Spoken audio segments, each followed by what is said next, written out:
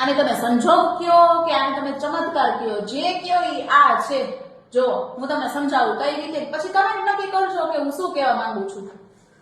જો પેલા લખ્યા આપણે 2025 અને આ છે 2026, બરોબર. હવે આ 2025 ને આપણે ઊંધા લખીએ તો શું થાય, તો કે 5202, અને 2026 ને ઉલટા લખીએ તો કેવી રીતે થાય, તો કે 6202. હવે ત્યાર પછી આ મીંડું ઉડી ગયું.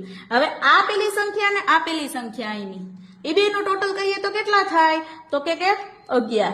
અને પછી આ બીજી સંખ્યા અને આ બીજી સંખ્યા એનો બે નો ટોટલ કરીએ તો કેટલા થાય, તો કે 2 ને 2 4. અને ત્યાર પછી આ બે અને આ બે એનો બે નો ટોટલ કરીએ તો કેટલા થાય, તો કે 4. હવે આ આવી ગયા 11 4 4. હવે આ બે નો આપણે ટોટલ કરીએ તો કેટલા થાય 8, અને આ 11 ના 11 એમનેમ.